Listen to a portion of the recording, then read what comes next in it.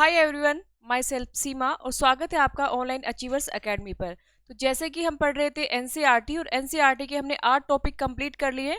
बीच में थोड़ा गैप आ गया था, अभी तुम दोबारा से सीरीज से शुरू करेंगे।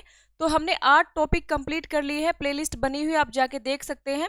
आज का जो हमारा नोवा टॉपिक है जिसका नाम है औद्योगिक क्रांति। बहुत सारे बच्चे पूछते हैं मैम कुछ क्वेश्चन है वर्ल्ड हिस्ट्री के जो हमें नहीं आते, वो कहाँ से आते हैं? वर्ल्ड हिस्ट्री में तो वो हमें नहीं मिल रहे। तो जो क्वेश्चन में आपको वो डाउट रहता है ना, वो एनसीईआरटी से आते हैं। ठीक है, तो एनसीईआरटी से जैसे औद्योगिक क्रांति है, आज आप इसको देखोगे, इसको टॉपिक को पढ़ोगे तो आपको बहुत सारे नए क्वेश्चन मिलेंगे जो आप वर्ल्ड हिस्ट्री जब पढ़ते हो उसमें नहीं मिलते। तो या तो औद्योगिक क्रांति टॉपिक आपने पढ़ लिया वर्ल्ड हिस्ट्री में, या फिर आपने क्या किया, एनसीईआरटी से पढ़ लिया। तो क्वेश्चन कहीं से भी पढ़ो, क्वेश्चन आते ही आते हैं। ठीक है, तो स्टार्ट करते हैं हम पहले औद्योगिक क्रांति। देखिए, औद्योगिक क्रांति का, उद्योगों की क्रांति मतलब क्या है इस चीज का? उद्योग में कोई लड़ाई झगड़ा हो रहा था? नहीं, ऐसा कुछ नहीं था। उद्योगों में कुछ चेंज आना, न्यू फैक्ट्री, नई टेक्निक, नए प्रोडक्ट, इन सब का बनना, व्यापार होना, बाजार बनना, रेलें, सड़कें, इन सब का निर्माण होना, तो वो एक औद्योगिक क्रांति के नाम से जाना जाता है। ठीक है, तो स्टार्टिंग में क्वेश्चन क्या पूछे जाते हैं? औद्योगिक क्रांति कहाँ से स्टार्ट हुई, इसका टाइमिंग क्या था, कौन कौन सी नई टेक्निक बने, कौन सी मशीन बनी, किसके द्वारा बनाई गई, कब बनी थी। ठीक है, कपास के जो काटने की जो मशीन है वो किसने बनाई, भाप इंजन किसने बनाया, पहली रेल किसने बनाई। इस तरह के क्वेश्चन जो है रिलेटेड ब्रिटेन से या इंग्लैंड से रिलेटेड क्वेश्चन मिलेंगे। ठीक है, तो जो ब्रिटेन है इसके अंदर 4 देश आते थे। आपका आयरलैंड है, वेल्स है, स्कॉटलैंड है, इंग्लैंड है। तो उसी से रिलेटेड ये टॉपिक है। कहीं आप इंग्लैंड का नाम पढ़ोगे, कहीं स्कॉटलैंड का पढ़ोगे, ठीक है, कहीं लंदन पढ़ोगे क्योंकि उसकी कैपिटल है। तो ये सारे नाम आएंगे, तो कंफ्यूज मत होना कि मैम कभी लंदन कह रही है इस टॉपिक में, कभी ब्रिटेन कह रहे हैं, कभी इंग्लैंड कह रहे हैं। तो वो सब इसी के पार्ट हैं। ठीक है, तो स्टार्ट करते हैं। औद्योगिक क्रांति ब्रिटेन में 1780 से 1850 के दशक, एक एक पॉइंट को याद रखना, 1780 के दशक और 1850 के दशक का दशक लिखा होना चाहिए। ठीक है, उसके बाद या उससे पहले नहीं लिखा होना चाहिए। तो 1780 के दशक और 1850 के दशक का मतलब होता है 1780 भी लिखा होगा कई बार, और कई बार 1800, यहाँ पे 60 भी लिखा हो सकता है, 1760। तो 1780 से 1850 के दशक का जो टाइम होता है उसमें औद्योगिक क्रांति होती है। इसी को औद्योगिक क्रांति के नाम से पुकारा जाता है। प्रथम औद्योगिक क्रांति का आपसे टाइमिंग पूछा जाए तो 1780 से 1850 कहाँ पे होती है? ब्रिटेन में होती है। उसके बाद इस क्रांति के बहुत सारे इफेक्ट, बहुत सारे प्रभाव पड़ते हैं। क्या होता है? नई नई मशीनें। तो मैं आपको एक एक लाइन नहीं बताती, जो इसके अंदर पूरा पैराग्राफ्स में लिखा वो पूरा बता देती हूँ मैं आपको। इसमें लिखा हुआ है कि नई नई क्या है, टेक्निक आती है, टेक्निक नई आएगी तो फिर उसके बाद प्रोडक्ट बहुत सारे होंगे, नए नए बाजार बनेंगे। ठीक है, बाजार बनेंगे तो बहुत सारे लोग चाहिएंगे जो काम करेंगे। तो जो गांव से लोग हैं वो कहाँ जाएंगे? शहर में आ जाएंगे। उसके बाद गांव के जो छोटे छोटे टुकड़े थे, खेती थी, जमीन थी, उनको एक बड़ा फॉर्म बना दिया गया और वहां पे मशीनें लगाई गई और एक मशीनी रूप से खेती की गई। ठीक है, जिससे गरीब जो लोग हैं वो कहाँ आ गए? शहर की तरफ आ गए और वहां उन्होंने काम ढूंढा और उनको काम मिला फैक्ट्रियों में। तो ये सारी चीजें हम इसके अंदर पढ़ेंगे। उसके बाद बहुत सारे आविष्कार हुए, वो सारे इसी पैराग्राफ में हैं। ठीक है, तो नेक्स्ट चलते हैं। औद्योगिक क्रांति शब्द का जो प्रयोग है वो क्या है? सबसे पहले औद्योगिक क्रांति ये शब्द है, इसका जो प्रयोग है सबसे पहले फ्रांस के जॉर्जिस मिस्ले और जर्मनी में फ्रेडरिक एंजल्स के द्वारा किया गया था। तो ये सीधा क्वेश्चन बनता है एग्जाम में कि जो औद्योगिक क्रांति शब्द है इसका प्रयोग सबसे पहले किसने किया? तो किसने किया? फ्रांस के जॉर्जिस मिस्ले और जर्मनी के फ्रेडरिक एंजल्स ने।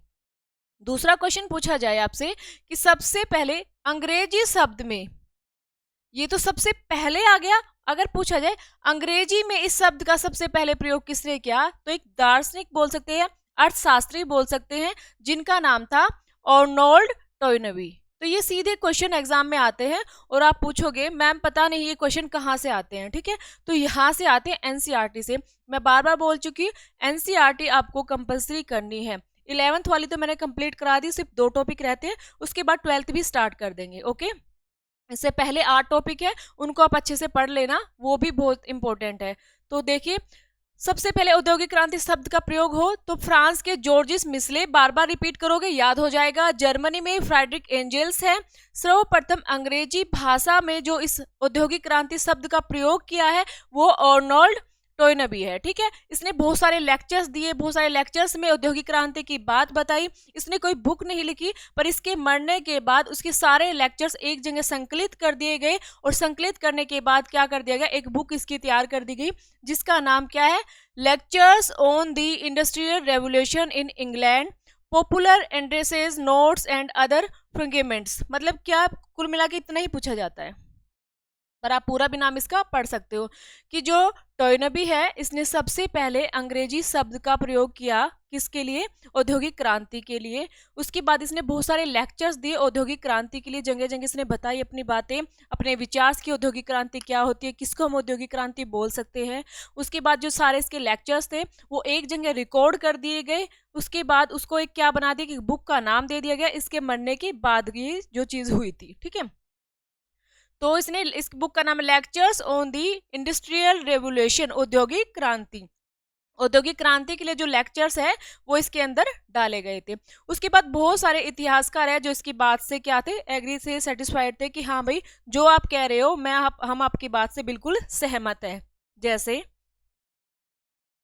टी.एस. एस्टन, पॉल मंतू, एरिक होबमोन, ये सब टोयनबी के विचारों से सहमत थे। नेक्स्ट है 1780 से 1820 के दौरान कपास और लोहे उद्योग, कोयला खनन, सड़कों और नहरों का निर्माण हुआ। ठीक है, अब देखिए ये औद्योगिक क्रांति के अंदर क्या क्या चीजें हैं ऐड हो रही है, कपास, लोहा, कोयला, ये चीजें पहले से अवेलेबल थी। लोहा पहले से था, पर कोयला पहले से था, पर इनका शुद्ध रूप, ठीक है, और इनका उत्पादित करने का जो मेन टेक्निक है वो ढूंढी गई थी। उसके बाद सड़कें बनाई गई, नहरें, उस सामान को पहुंचाने के लिए नहरें बनाई गई जो ज्यादा उत्पादक हो रहा था। ठीक है, क्योंकि स्थल मार्ग था वो महंगा पड़ता था, इसलिए जल मार्ग से उसकी जो है ढूंढा गया जल मार्ग को। ये थी, ये सारे औद्योगिक क्रांति के लिए कहीं ना कहीं इंपॉर्टेंट पार्ट हैं। तो इतने इस चीज में सिर्फ इतना ही हमने पढ़ा है कि ब्रिटेन में औद्योगिक क्रांति होती है जिसका टाइम 1780 से 1850 का टाइम रहेगा। उसके बीच क्या क्या चेंज आएंगे वो सारे इसके अंदर है। धनवान और ज्यादा धनवान हो जाते हैं, गरीब जाके शहरों में बस जाते हैं। बाद में क्या होता है, उनका अपनी लाइफ को वो बड़ी मुश्किल दौर से जीते हैं। स्टार्टिंग तो अच्छी रहती है, एक टाइम ऐसा आता है कि वो अपनी लाइफ को बहुत ही मुश्किल दौर में जीते हैं। बहुत ज़्यादा गंदगी थी वहाँ पे, कोई भी व्यवस्था नहीं थी, बहुत सारे लोग बीमार होते थे। तो वो सारा हम इस टॉपिक के अंदर पढ़ेंगे। औद्योगिक क्रांति शब्द का सबसे पहले प्रयोग किसने किया और अंग्रेजी में किसने किया, और टोयनबी की बुक का नाम क्या जिसमें उसके लेक्चर्स लिखे गए थे। नेक्स्ट चलते हैं। अब पूछा जा रहा है कि ब्रिटेन में ही क्यों औद्योगिक क्रांति हुई, और जगह क्यों नहीं हुई, ब्रिटेन में ही क्यों हुई। तो जैसे हम कई बार पढ़ते हैं ना कि मगध ही ऊपर उभर के क्यों आया।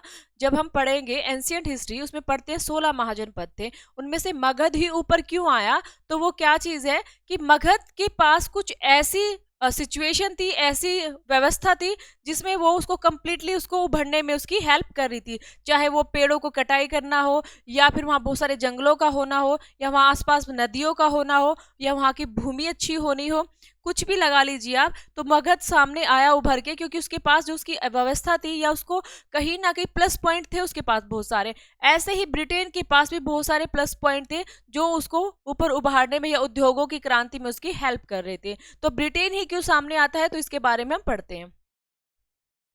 सबसे पहले देखिए, ब्रिटेन पहला देश था जिसने सर्वप्रथम आधुनिक औद्योगिकरण का अनुभव किया है। ठीक है, ये हमें पता चल रहा है कि ब्रिटेन ही पहला है जिसमें पहली औद्योगिक क्रांति होती है।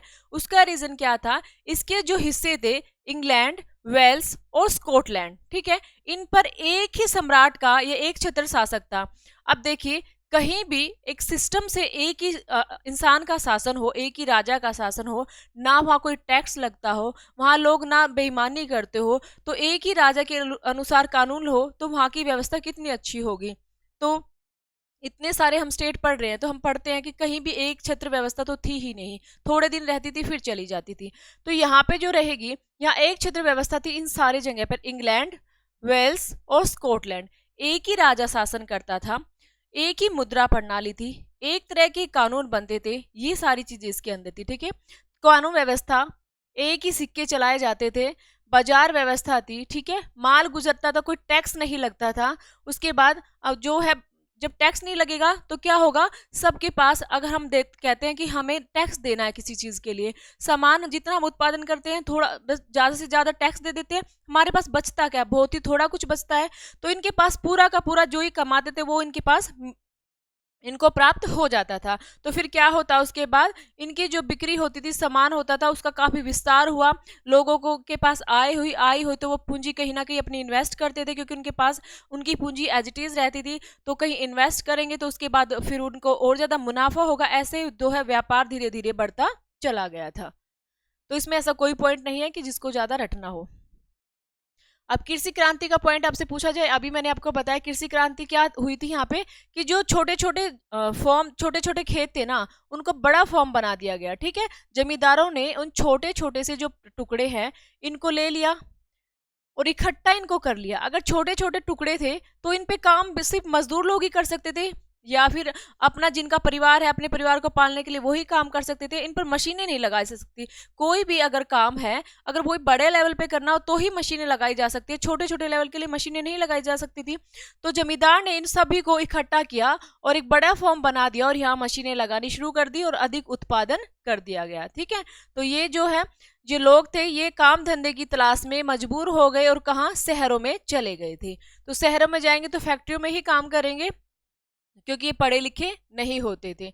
उसके बाद नेक्स्ट पॉइंट है शहर, व्यापार और वित्त। धीरे धीरे क्या होता है, शहर बहुत ज्यादा आबादी से भर जाते हैं, व्यापार बहुत ज्यादा फैल जाता है और वित्त व्यवस्था भी स्टार्ट हो जाती है, मतलब पैसा बहुत ज्यादा इन्वेस्ट होने लग जाता है या उनकी इकोनॉमी अच्छी हो जाती है। तो वो पढ़ेंगे हम। 18वीं शताब्दी में यूरोप के बहुत से शहर क्षेत्रफल और आबादी दोनों ही दृष्टियों से बढ़ने लगे थे। यूरोप के जिन 19वीं शहरी शताब्दी में, मतलब ये कह रहा है कि जहां पर, इसमें देखने की जरूरत नहीं, मैं आपको बता देती हूँ इसमें क्या रहा है। वो ये कह रहा है कि जहां पर 50,000 आबादी के 2 ही शहर थे, धीरे धीरे 50,000 से ज्यादा आबादी के 29 शहर हो गए। बस यही कहना चाह रहे हैं कि आबादी बहुत ज्यादा बढ़ जाती है। जो 2 ही शहरों में 50,000 से ज्यादा आबादी थी, धीरे धीरे 29 शहरों में 50,000 से ज्यादा आबादी हो जाती है, मतलब बहुत ज्यादा दबाव पड़ जाता है। उसके बाद बड़े बड़े शहरों में जो लंदन है, सबसे मेन जो शहर माना जाता था, बड़ा शहर, वो लंदन माना जाता था। लंदन में संपूर्ण विश्व में से एक महत्वपूर्ण स्थान था, जिसमें 18वीं शताब्दी का आते आते भूमंडलीय व्यापार का केंद्र इटली, फ्रांस, मतलब ये क्या कह रहे हैं कि धीरे धीरे इनका व्यापार बहुत ज्यादा बढ़ जाता है। इनकी व्यवस्था, क्योंकि कहीं ना कहीं किससे जुड़े होते थे, नदियों से जुड़े होते थे, और इनका जो व्यापार है एक दूसरे से जुड़ा होता था, एक दूसरे के साथ व्यापार करते थे, कोई टैक्स नहीं होता था, तो बहुत ज्यादा इनका व्यापार आगे बढ़ना लगा था। पहली बात, शहरों में आबादी बढ़ गई थी, व्यापार एक बड़े लेवल पर फैल गया था। दूसरा क्या है, थर्ड है,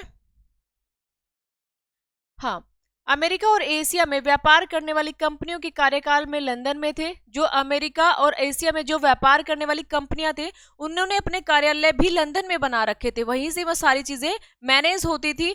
उसके बाद बहुत सारे, मतलब रेल मार्ग का प्रसार होने लगा था, जल मार्ग, परिवहन, इन सब के लिए रास्ते खुल चुके थे, और ये बहुत बड़ी मतलब रेलें बनाई गई थी, नौकाएं बनाई गई थी, वो सारी चीजें इसके अंदर लिखी हुई है, ठीक है। नेक्स्ट चलते हैं। जहां पर पॉइंट बहुत इंपॉर्टेंट है मैं वहीं पर रुक जाती हूँ, कोई दिक्कत नहीं है। सिर्फ यहाँ पे ये सिर्फ एक बताया जा रहा है कि व्यापार कैसे बढ़ा, ठीक है। नदी पोतों के जरिए ढोया जाने वाला माल समुद्र तटीय जहाजों तक, जिन्हें तटपोत कहा जाता था, आसानी से ले जाया जाता था, उनको सौंपा जाता था, और 1800 तक इन कोस्टल तटपोतों पर काम करने वाले नाविकों की संख्या 1 लाख तक पहुंच गई थी, ठीक है। नेक्स्ट है भाई, धीरे धीरे बैंक व्यवस्था भी स्टार्ट हो गई थी। तो जो इंपॉर्टेंट पॉइंट है वो ध्यान दीजिए। देश में वित्तीय प्रणाली का केंद्र बैंक ऑफ इंग्लैंड 1694 में स्थापित हुआ था। तो बैंक ऑफ केंद्र, बैंक ऑफ इंग्लैंड, ठीक है, सेंट्रल बैंक ऑफ इंग्लैंड भी लिखा सकता है या फिर केंद्र बैंक ऑफ इंग्लैंड भी लिखा सकता है। तो ये 1694 में। तो सीधा आपसे क्वेश्चन पूछा जाए, केंद्र बैंक ऑफ इंग्लैंड की स्थापना कब होती है? 1694 में।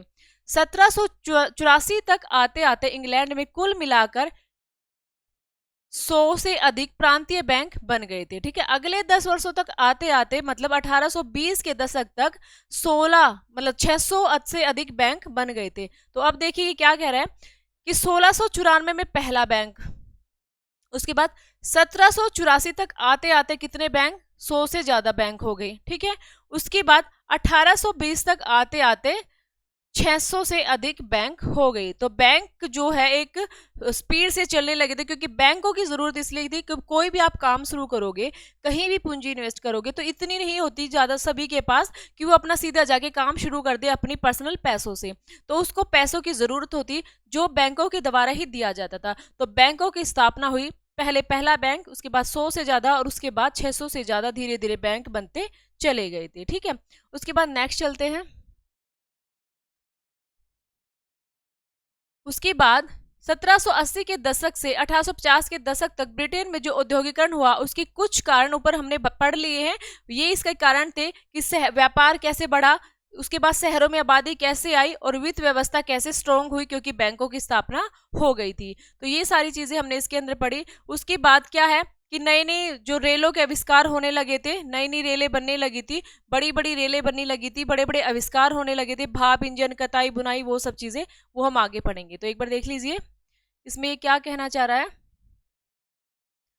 ब्रिटेन में इसलिए हुआ कि सबसे पहले यहाँ एक जैसी व्यवस्था थी, राजतंत्र एक जैसा था। क्वेश्चन आपको सीधे सीधे स्टेटमेंट भी पूछी जा सकती है, इनमें से 2-3 स्टेटमेंट उठा ली जाए, कौन सी ब्रिटेन के अंदर नहीं थी या कौन सी बातें ब्रिटेन के अंदर थी, औद्योगिक क्रांति का कौन सा कारण था या औद्योगिक क्रांति का कौन सा कारण ब्रिटेन के अंदर नहीं था। तो वो चीजें आपको याद रखनी है, ठीक है। तो ये क्या है कि जो एक राजतंत्र है वो एक जैसा था और एक जैसा व्यापार, एक जैसा कानून, एक छत्र में ये लोग रहते थे। नेक्स्ट है कृषि क्रांति के बारे में पॉइंट पूछा जाए। कृषि क्रांति के बारे में पॉइंट ये रहेगा कि जो छोटे छोटे से खेत थे उसको एक बड़ा फॉर्म बना दिया गया था और वहां मशीनें लगाई जाती थी, अच्छा उत्पादन किया जाता था। जो लोग जिनके छोटे छोटे से खेत थे वो शहरों की तरफ चले गए और शहरों की तरफ जाएंगे तो उनको काम भी चाहिएगा, काम चाहिएगा तो क्या, फिर वो फैक्ट्रियों में ही काम करेंगे। फैक्ट्रियों में लोगों की जरूरत थी, कम वेतन पर उनको लगा लिया जाता था और बहुत सारा काम उनसे लिया जाता था, ज्यादा से ज्यादा मुनाफा कमाया जाता था। उसके बाद शहर और व्यापार में क्या था, शहर थे बहुत सारे, मतलब नए नए शहर बनने लगे और वहाँ पे जो है जनसंख्या का दबाव बढ़ने लगा, 50,000 से ज्यादा लोग वहाँ पर 29 शहरों के अंदर आ गए। उसके बाद व्यापार फैल गया, क्योंकि व्यापार था जो एक त्रिकोणीय मतलब व्यवस्था में होता था, एक दूसरे से जुड़े होते थे, त्रिकोणीय ट्रायंगल टाइप में, यहाँ भी लोग, यहाँ भी दूसरा, यहाँ भी तीसरा, तो एक इस तरह से यहाँ यहाँ सामान जाना, यहाँ से यहाँ सामान जाना, ऐसा त्रिकोणीय प्रणाली जो इनकी लागू होती थी। उसके बाद एक मिनट पे,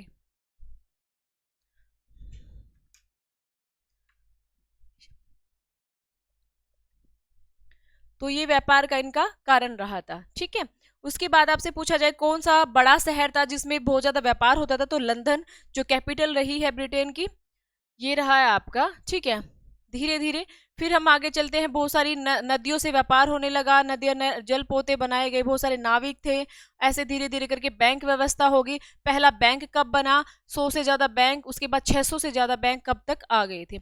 अब एक कोयला और लोहा, देखो इंग्लैंड इस मामले में सौभाग्यशाली है, इंग्लैंड इस मामले में सौभाग्यशाली है कि यहाँ पे बहुत ज्यादा मशीनीकरण हुआ था, बहुत सारी सामग्रियां यहाँ पे मिली थी, कोयला, लौह अयस्क, बहुत सारा, मतलब क्या थी, नई नई टेक्निकों से कोयले का, मतलब पहले एक लकड़ी का कोयला था, उसके बाद कास्ट कोयला, मतलब जिसे कह सकते हैं आप पत्थर का कोयला भी बनाया गया और वो ज्यादा हिट देता था। ज्यादा हिट देने के बाद लोहे को पिघलाने की जो प्रक्रिया है ज्यादा तेज हो गई थी, पहले लोहे को नहीं पिघलाया जाता था, जब तक लोहे को नहीं पिघलाया जाएगा हम कोई भी मशीन नहीं बनाई जा सकती, ठीक है।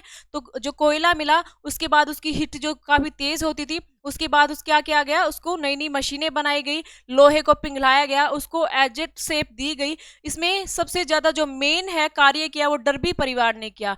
डर्बी परिवार कौन था भाई, एक सरनेम होता है जैसे डर्बी, जैसे आप बोल सकते हो निशा शर्मा, सीमा त्यागी, एक सरनेम जैसे होते हैं, तो ऐसे ही इनका भी एक सरनेम था जिसे डर्बी परिवार कहा गया। उनके बाप, पहले दादा, उसके बाद उनके फादर, उसके बाद उनके पोते, ऐसे ही सबने एक सिस्टमैटिक तरीके से इस विधि पर ही काम किया कि लोहे को कैसे पिघलाया जाए। पहले धमन भट्टी बनी, फिर पिटवा लोहा बना, ऐसे ऐसे करके उन्होंने कुल मिला के लोहे का आविष्कार कर दिया। लोहे के आविष्कार के लिए 5 लोगों ने काम किया, 3 डर्बी परिवार से थे और 2 अन्य जात, मतलब अन्य लोग थे, तो उनके बारे में पढ़ेंगे। तो देखिए सबसे पहले उद्योगों में काम आने वाले खनिज जैसे सीसा, तांबा और टीन ये खूब मिलते थे, किंतु 18वीं शताब्दी तक वहां इस्तेमाल योग्य लोहे की कमी थी। मतलब धातु तो बहुत सारी मिलती थी, पर उसको यूज कैसे करें? ऐसा कहते हैं ना कि मैटर तो बहुत सारा हमारे पास, उसे पढ़े कैसे, या मैटर हमें बहुत ज्यादा, हमारे पास कंटेंट है, हमें बहुत कुछ याद है, पर उसको एक्सप्लेन कैसे करें, तो वो चीजें भी मैटर करती है।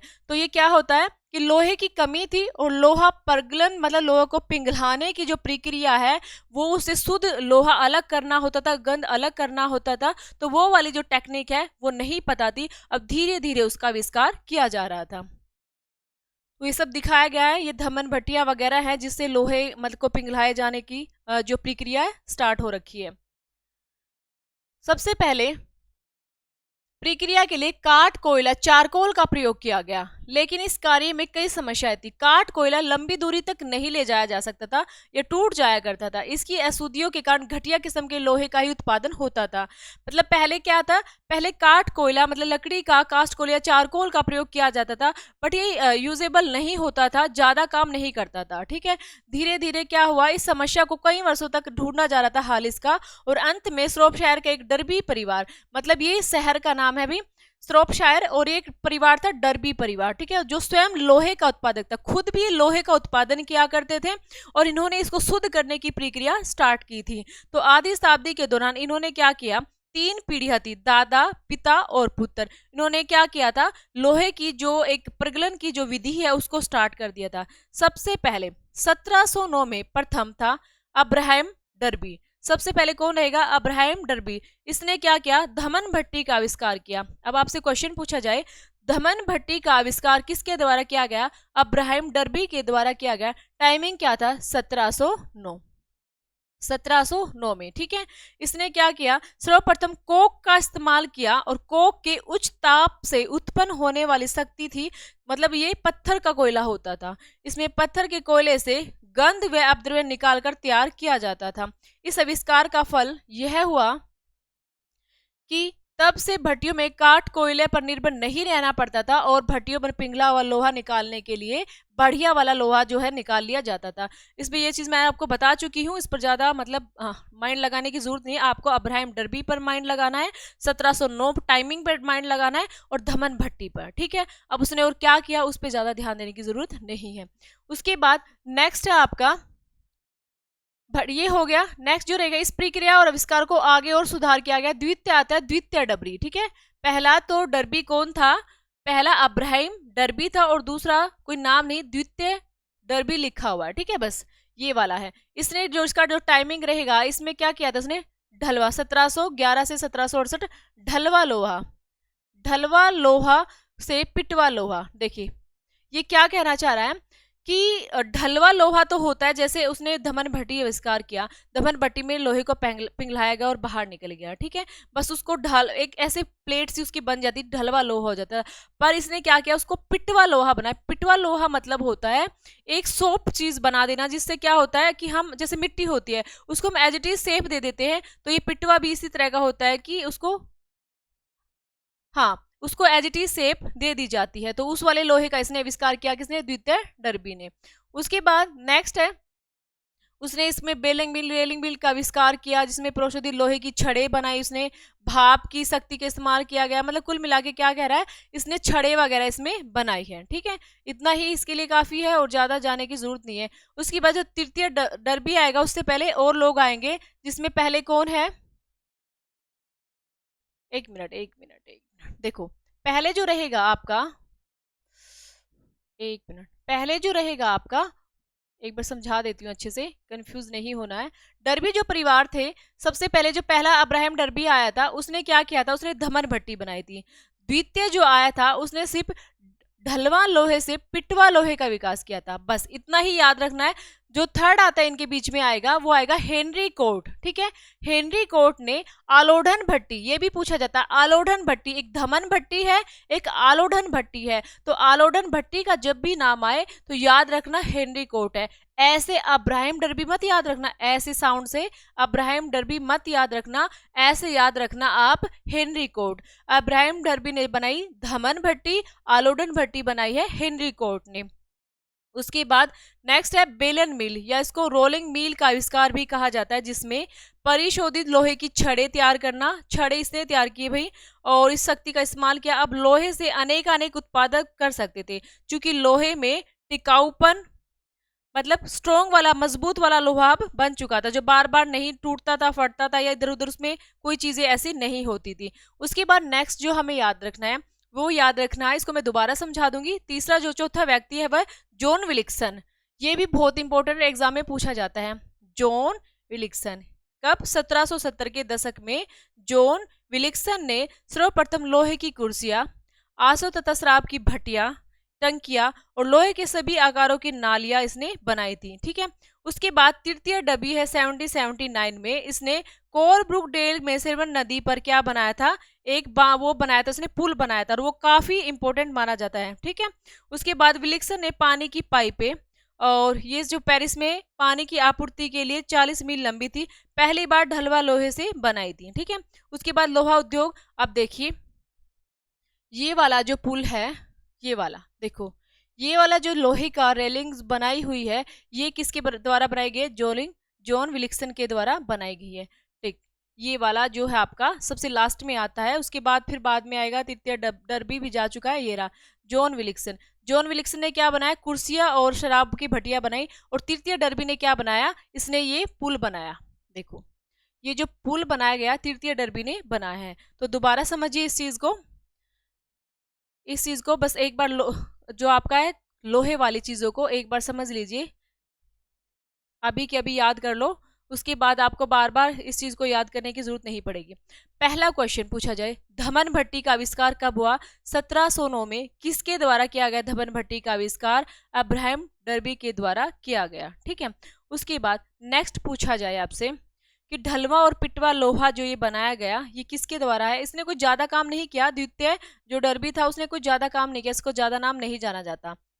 बट आलोडन भट्टी के बारे में पूछा जाए, या बेलन मिल के बारे में पूछा जाए, या रोलिंग मिल के बारे में पूछा जाए, रोलिंग पुल नहीं है ये, रेलिंग पुल वाला नहीं है ये रोलिंग मिल है, बेलन मिल। इसका हेनरी कोट ने इसकी स्थापना की है। ठीक है। इससे कहीं ना कहीं इसने लोहे की छड़ें वगैरह तैयार की थी। तो ये इंपॉर्टेंट पॉइंट है, देख लीजिए एक मिनट।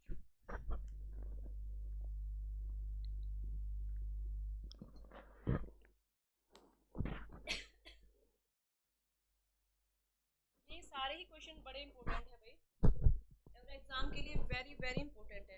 आपसे धमन भट्टी पूछा जा सकता है, आपको रोलिंग मिल पूछा जा सकता है, बेलन मिल पूछा जा सकता है, टाइमिंग इनका पूछा जा सकता है।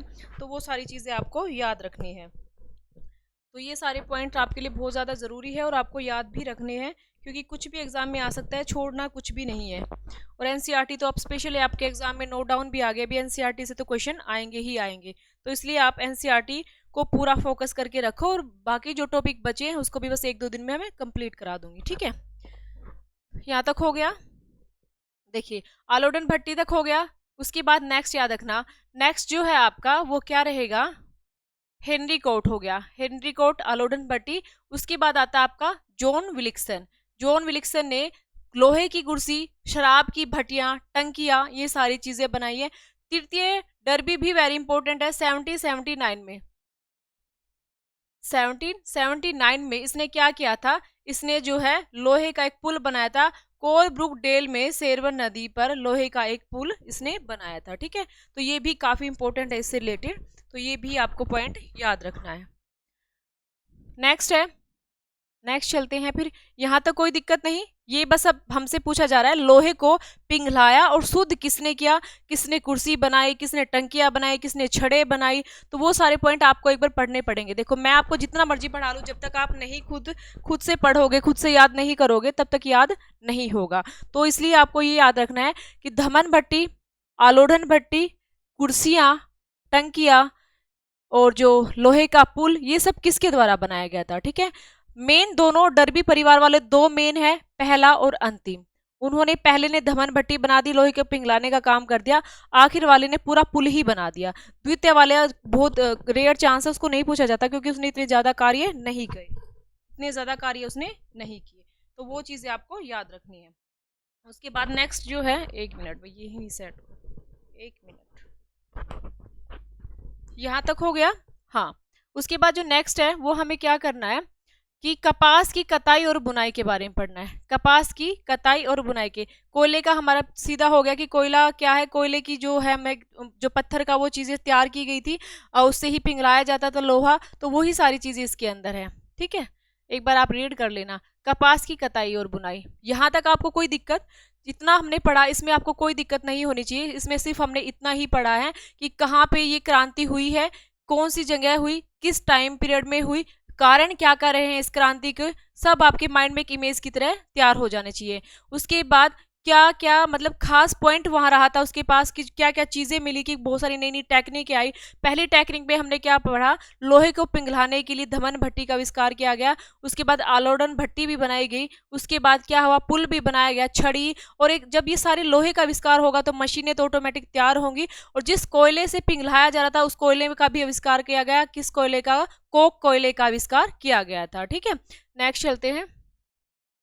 कपास की कताई बुनाई, कपास तो अक्सर ज्यादातर ब्रिटेन में भारत से ही जाता था। ठीक है, पहले तो सूती कपड़ा ही आता था, सीधा भारत से सूती कपड़ा ही आता था, वहां पे किसी को बनाना नहीं आता था सूती कपड़ा। ठीक है, अब जब वहां पे टेक्निक आ गई, मशीन्स आ गई, तो सूती कपड़ा तैयार होने लगा, तो भारत से अब कपास आता था और कपास से तैयार होकर ब्रिटेन में सूती कपड़ा तैयार होता था और वो फिर भारत में या अन्य देशों में महंगे दामों पर बेचा जाता था। ये हमने मॉडर्न हिस्ट्री में जब पढ़ा अंग्रेजों के बारे में, तब हमने पढ़ा है कि जो है यहाँ वो क्या करते थे, जो तैयार माल को वहां से, क्या कच्चा माल भारत से आता था, कच्चे माल को अपनी मशीनों से तैयार करा के, कपड़े वगैरह तैयार करा के वो महंगे भाव में दूसरे देशों में बेचा करते थे।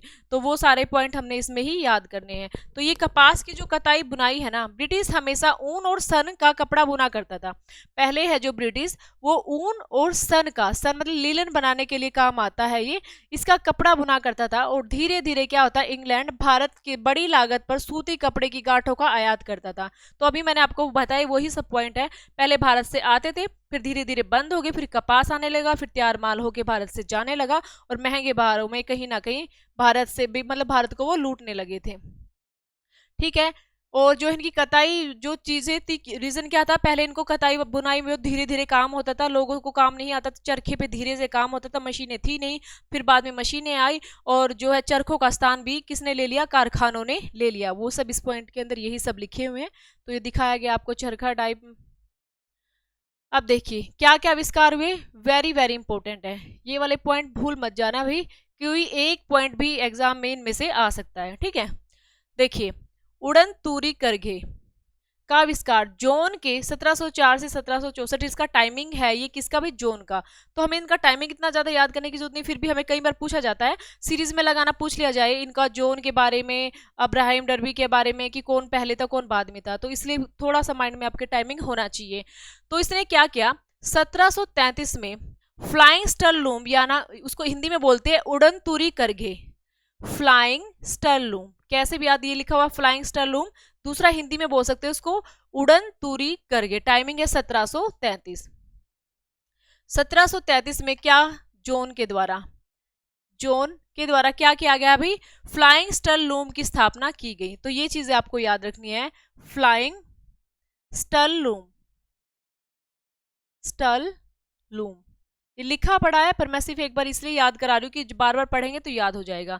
यहां तक इससे क्या होता था, इससे चौड़ा कपड़ा बनाया जाता था। ठीक है, जितना धागा बनता था उसी से कहीं ज्यादा मात्रा में धागे की जरूरत होने लगी थी, मतलब इससे चौड़ा कपड़ा तो बनता था, तो पर धागे नहीं बनते थे, और धागों की जरूरत थी, पहले धागे चाहिए तभी तो कपड़ा बना जा सकता है।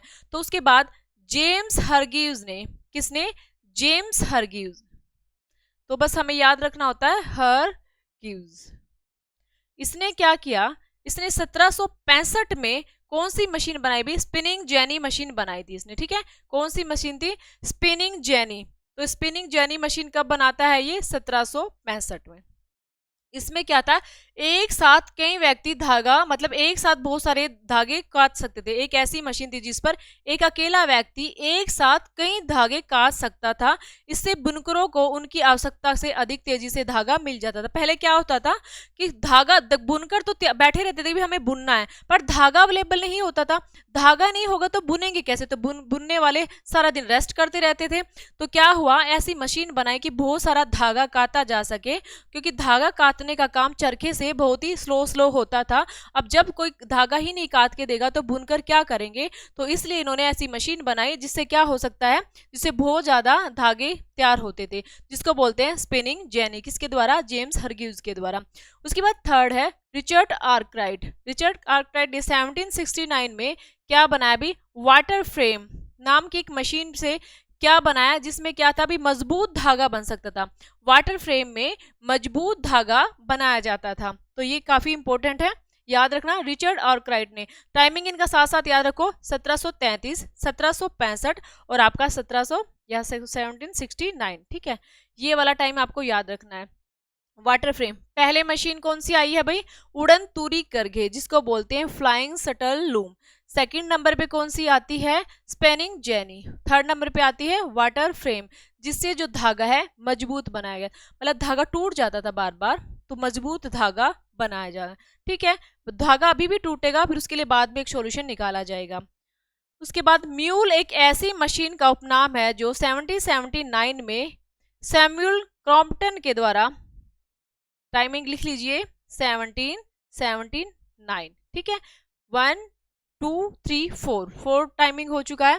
ये क्या थी, म्यूल एक मशीन का नाम है, सीधा आपको याद रखना है किसके द्वारा बनाएगी, सैमुअल क्रॉम्पटन। ठीक है, सैमुअल नाम से ही पता चला, सैमुअल मतलब म्यूल, सैमुअल क्रॉम्पटन के द्वारा ये मशीन बनाई गई थी, जिससे भी कता हुआ धागा बहुत मजबूत और बढ़िया होता था। ये भी इसी तरह से धागा बनाया जा रहा है जिसमें मतलब मजबूती ही दी गई थी।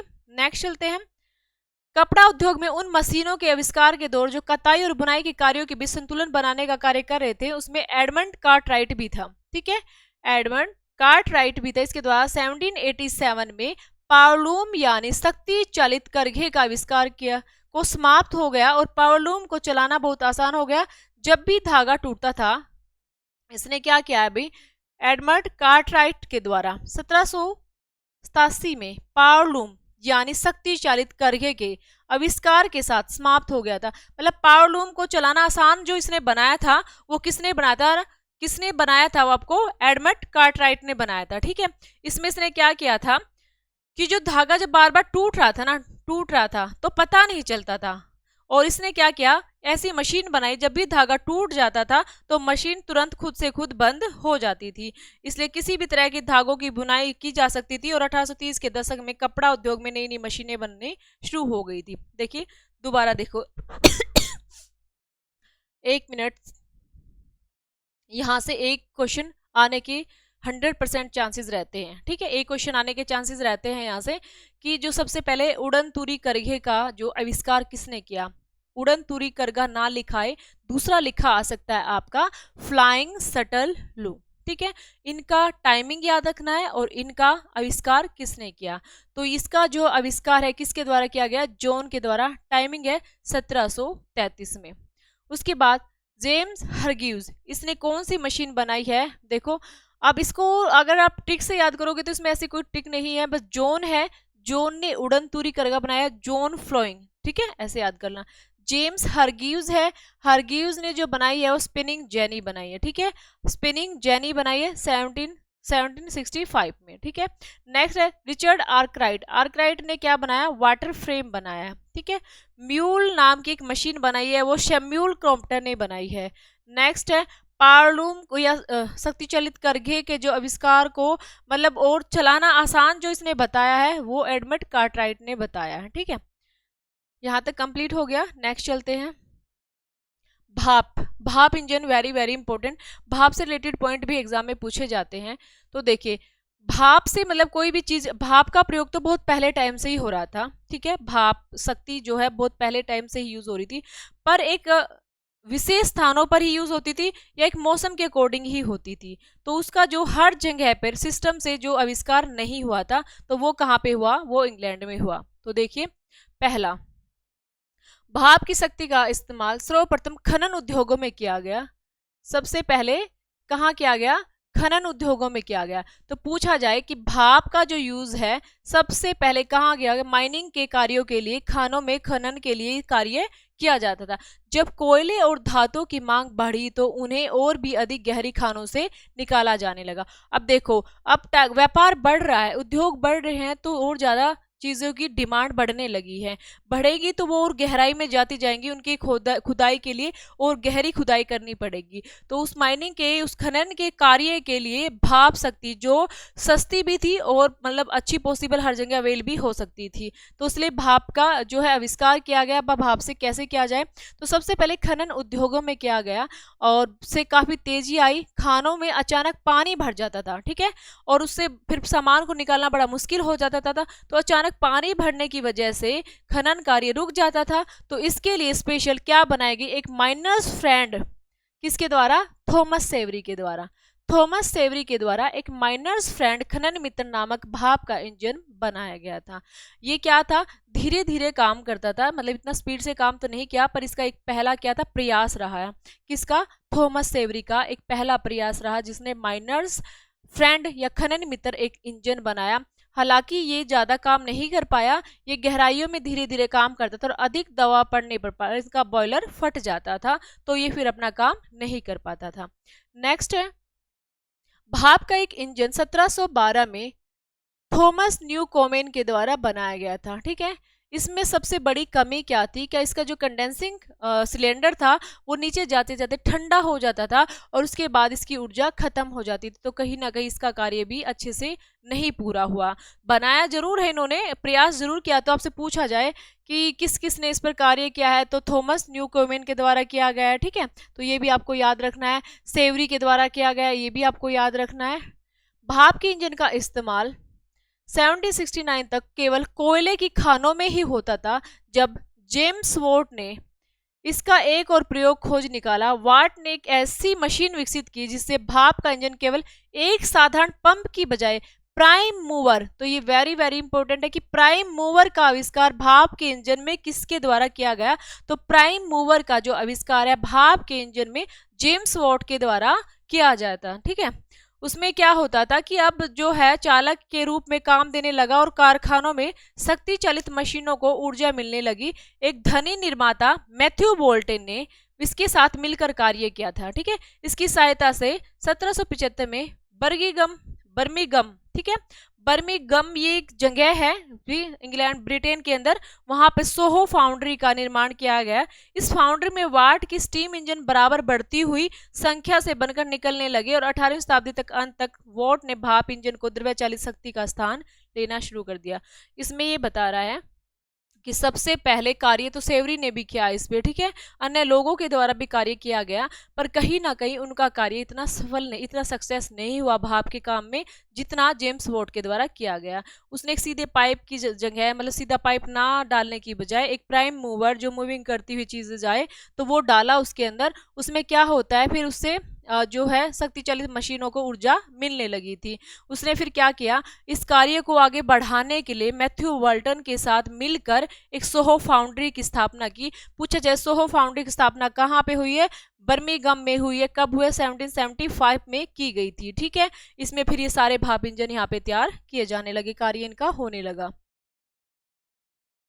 नेक्स्ट चलते हैं, 1800 के बाद अधिक हल्की और मजबूत धातु इस्तेमाल से अधिक स्टिक मशीनें, औजार ये सब बनाए जाने लगे। पहले धातु को पीसने के लिए चक्के चलाने का, घोड़ों का, मतलब इसने वाट ने और क्या कार्य किया था भाई, इसने दो कार्य किए थे, ठीक है। एक तो इसने ये कार्य तो किया ही किया है, क्या भाई, इसने वाट ने जो भाप इंजन के वाला पॉइंट तो किया ही क्या है। सबसे पहले इसने एक पॉइंट और किया था भाई, इसने जो हम कॉपी करते ना, कहते हैं फोटो कॉपीज, जिसको as it is photo copy कराते हैं, तो ये वाला जो आविष्कार है इसके द्वारा ही कराया गया था। देखो ये रहा, ये वाला जो आविष्कार है इसके द्वारा ही कराया गया, वॉट के द्वारा, ठीक है। वॉट ने आविष्कार भाप के इंजन तक ही सीमित नहीं था, उसने दस्तावेजों की नकल तैयार करने के लिए, अभी दस्तावेजों की नकल क्या आती है, फोटोकॉपी जो हम आप करते हैं उसमें एक रसायन पड़ता है, एक इंक पड़ती है, एक चीज प्रोसीजर होता है, तभी तो आपकी फोटोकॉपी निकलती है, ऐसे थोड़ी ना कि कोई पेन से लिख रहा है। तो उसने जो ये प्रक्रिया, रसायन प्रक्रिया है, वॉट के द्वारा शुरू की गई थी, ठीक है। तो ये हो गया पॉइंट। उसके बाद इसने घोड़ों की शक्ति, हम कहते हैं ना कि घोड़े की शक्ति, अब ये जो वाला पॉइंट है आपका अश्व शक्ति जिसको कहा जाता है, हॉर्स पावर जो आप पढ़ते हो, वो आविष्कार भी वाट के द्वारा ही किया गया था, ठीक है। तो ये जो हॉर्स पावर की जो माप इकाई है वो भी इसी के द्वारा स्टार्ट की गई थी, किसके द्वारा, वाट के द्वारा। तो ये पॉइंट आप याद रखना कि 1 मिनट की ये एक घोड़े की 1 मिनट में 1 फुट तक इतना है, इतना वजन है, ये सब चीजें किसने स्टार्ट की थी? तो ये सब किसके द्वारा शुरू की गई थी? वाट के द्वारा की गई थी। तो वाट ने 3 कार्य किए थे। एक तो भाप इंजन में प्राइम मूवर का यूज किया था, दूसरा उसने जो है फोटोकॉपी वगैरह जो हम बोल सकते हैं, दस्तावेज की कॉपी जो आप बोल सकते हैं, उसका आविष्कार किया था। तीसरा जो पॉइंट है, हॉर्स पावर का आविष्कार भी वाट के द्वारा किया गया था। नेक्स्ट चलते हैं, नहरें और रेलें। ठीक है, आज इस टॉपिक को हम कंप्लीट कर देंगे भी, और क्योंकि ये आपका एग्जाम नज़दीक है, जितना ज़्यादा हो सके आप फटाफट से कंप्लीट कर लेना। इसके बाद 2 टॉपिक और रहते हैं, 10th और 11th, उनको भी मैं करा दूंगी। ठीक है, एनसीईआरटी अब साथ साथ रखना, बाकी अपना रिवीजन भी करते रहना। नहरें और रेलें, तो नहरें, अब सारा सामान तैयार हो गया है, प्रोडक्ट बन रहे हैं, सब कुछ तैयार हो रहा है, तो नहरें की ज़रूरत भी होगी और रेलों की भी। रेलों में सामान लादा जाएगा और नहरों में जो है, जो सामान इधर उधर पहुंचाना है, दूसरे स्थल तक उस तक पहुंचाना है। तो यहाँ पे स्टार्टिंग होती है कि प्रारंभ में जो नहरें हैं वो कोयले को शहरों तक ले जाने के लिए बनाई गई थी।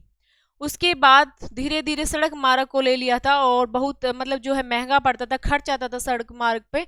तो इन्होंने कुछ सोचा कि कुछ ऐसा करें जो नहरें बनाई जाएं। तो इंग्लैंड में पहली नहर वर्सली कैनाल 1761 में जेम्स ब्रिडले के द्वारा बनाई गई थी, जिसका प्रयोजन केवल यही था कि इसके जरिए मैनचेस्टर के पास के कोयले भंडारों के शहर तक कोयला ले जाया जा सके। और क्या होता, बाद में कोयले की कीमत घटकर आधी हो गई थी। देखिए, यूनिवर्सली मतलब ये शहरों के नाम है भाई, जो भी आ रहे हैं शहरों के नाम है, लंकाशायर, यॉर्कशायर, श्रोपशायर, ये सब शहरों के नाम हैं। लंदन, ये उसकी कैपिटल रही है ब्रिटेन की। इंग्लैंड, तो ये सब बड़े बड़े देश शहर हैं, तो जो सब इकट्ठे ही थे उस टाइम। तो ये चीज़ें जब आ रही हैं पॉइंट को, तो बिल्कुल कंफ्यूज मत होना। इंग्लैंड की जो पहली नहर याद रखनी है आपको, वर्सली कैनाल। ठीक है, क्या है? वर्सली कैनाल 1761 में किसके द्वारा? जेम्स ब्रिडले के द्वारा बनाई गई थी। उसके बाद अब कोयले को भेज मतलब एक दूसरे स्थान पर भेजा जाने लगा। अब कोयले का रेट ज़्यादा महंगा नहीं रहा, अभी दूर भेजना है, इसको ज़्यादा कीमत नहीं लेते थे, उसका सस्ता हो गया था। नेक्स्ट चलते हैं, नहरें बड़े बड़े जमींदारों द्वारा अपनी भूमि, खानों, खदानों आदि के द्वारा बनवाई गई थी, एक दूसरे शहर से जोड़ा गया था। बर्मिंघम शहर का विकास केवल इसलिए तेजी से हुआ क्योंकि वह लंदन, ब्रिस्टल चैनल और मर्सी के हबर नदियों के साथ, ये कह रहे हैं कि ये जो शहर है ना, ये बहुत ज्यादा व्यापार के मामले में उभरा था। तो इसका रीजन ये था कि वह लंदन, ब्रिस्टल चैनल, एक चैनल है जो वहां पे, इंग्लिश चैनल, ब्रिस्टल चैनल जो बोलते हैं, लंदन और मर्सी तथा हबर नदियों के साथ जुड़ने वाले, मतलब इन शहरों से और इन नदियों के आपस में जोड़ा जाता था, इसलिए ये वाला शहर काफी ऊपर चला गया था। ठीक है, तो ये वाली जो है स्टार्ट हो गई थी, नहरें स्टार्ट हो जाती है बनने। 1760 से 1790 के बीच नहरें बनाने के लिए 25 परियोजनाएं शुरू हुई। 1760 और 1790 के जो बीच है 25 नहर बनाई गई थी, और मैंने 25 परियोजनाएं, और पहली नहर अभी हमने पढ़ी है। ठीक है, उसके बाद सेकंड जो है, उसके बाद एक परियोजना चलाई गई थी 1788 में, नई परियोजना ली गई, जिसमें उसके बाद 60 वर्षों तक अनेक अनेक नहरें बनाई गई थी, जिनकी लंबाई कितनी थी? 4000 मील से अधिक मानी जाती थी। ठीक है, ये इंपॉर्टेंट पॉइंट है। उसके बाद आगे चलते हैं, नहरों उन्माद भी कहा गया। हाँ, ये वाला इंपॉर्टेंट है कि नहरोन्माद का जो टाइमिंग है वो कितना था? वो तो 1788 से 1796 तक की नहरोन्माद के नाम से पुकारा जाता था, जिसमें 46 नई परियोजना हुई थी। देखो, पहली नहर हमने पढ़ ली, उसके बाद 25 नहरें, और उसके बाद 46 नहरें। जब 46 नहरें परियोजना बनी थी, उसको नहरोन्माद कहा जाता था। ओके, नेक्स्ट चलते हैं, पहले भाप से चलने वाला रेल इंजन स्टीफेंसन का रॉकेट 1814 में बना था, और अब रेलगाड़ियां, परिवहन और नए नए साधन हो गए थे। उस नई जो पटरियां हैं वो लोहे की पटरी हो गई थी। तो वो सारे पॉइंट्स आपको याद रखने हैं, बट हमें एक बार ये वाला पॉइंट भी पढ़ना है कि रेलवे के आविष्कार के साथ औद्योगिकरण की संपूर्ण प्रक्रिया दूसरे चरण में प्रवेश कर लिया था। 1801 में रिचर्ड ट्रेवथिक ने इंजन का निर्माण किया, और पॉफिंग डेविल यानी फुफकारने वाला दानव कहा गया था। देखो, रेलों के बारे में पढ़ रहे हैं, तो रेलों के बारे में पहला पॉइंट हमने पढ़ा है रेलों के बारे में कि रेलवे के आविष्कार के साथ औद्योगिकरण का जो प्रक्रिया का दूसरा चरण प्रवेश कर चुका है, जिसमें 1801 में रिचर्ड ट्रेविथिक और ने एक इंजन का निर्माण किया था, जिसको पंपिंग डेविल यानी फुफकारने वाला दानव कहा गया है। आपसे पूछा जाए पहला भाप से चलने वाला रेल का इंजन, तो स्टीफेंसन का रॉकेट 1814 में बना था। ठीक है, उसके बाद धीरे धीरे इस पर काम होना शुरू हो गया। 1814 में एक रेलवे इंजीनियर जॉर्ज स्टीफेंसन ने एक रेल इंजन बनाया, अभी जो हमने पहले पढ़ा है, जिसे बल्चर कहा जाता है। यह इंजन 30 टन तक 4 मील प्रति घंटे की रफ्तार से पहाड़ी, मतलब ये आपको सिर्फ क्या बता रहा है कि पहले एक इंजन बनाया, वो इतना भार उठा सकता था, वो इतनी दूर जा सकता था। धीरे धीरे फिर दूसरा बना, वो इतना उठा सकता था, फिर दो शहरों को आपस में जोड़ा गया। ऐसे ऐसे करके रेल कंप्लीटली जो एरिया है वो रेलों से जोड़ दिया गया था। ठीक है, ये वाली चीजें हैं, इतने रेलें ऐसे बनाई गई, ऐसे ऐसे रेलों को एक दूसरे से शहरों को जोड़ा गया था। ये आविष्कारक कौन थे भाई? इसमें ये बताया गया है कि किस किस ने आविष्कार किया। जो अभी अभी हम पढ़ के आए हैं ना भाई, बहुत सारे लोगों ने आविष्कार किया, जैसे जॉन है, जेम्स हरग्रीव्स है, इन्होंने बुनाई और बढ़ईगरी की से परिचित था।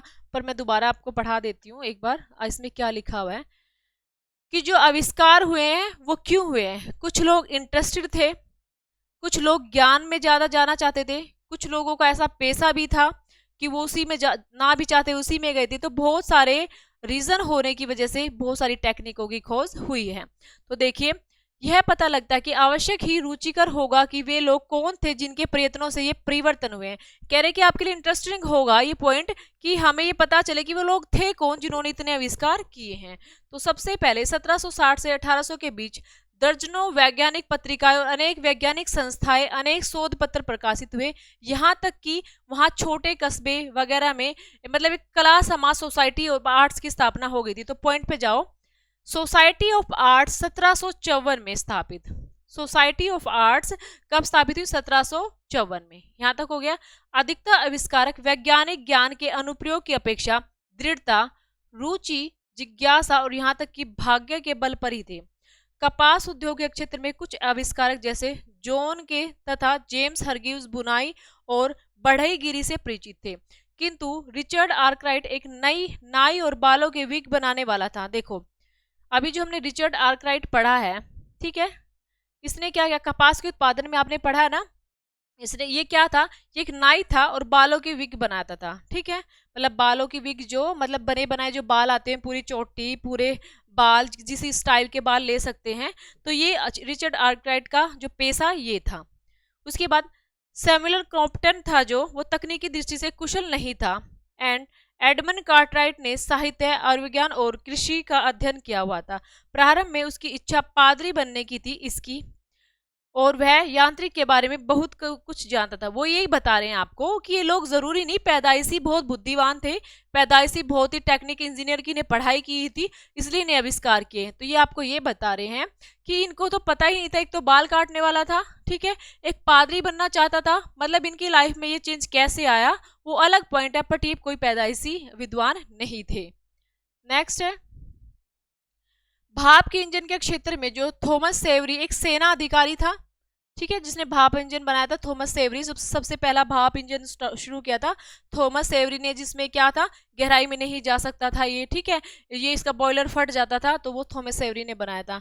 थॉमस न्यूकोमेन एक लोहार था। उसके बाद जेम्स वाट का यंत्र संबंधी कामकाज की ओर बहुत झुकाव था। उन सब में अपने अपने आविष्कार के प्रति कुछ संगत ज्ञान अवश्य था। सड़क निर्माता जॉन मैटकॉप एक सड़क निर्माता था जिसने स्वयं व्यक्तिगत रूप से सड़कों की सतहों का सर्वेक्षण किया था और उनके बारे में योजना बनाई थी। पर ये क्या था?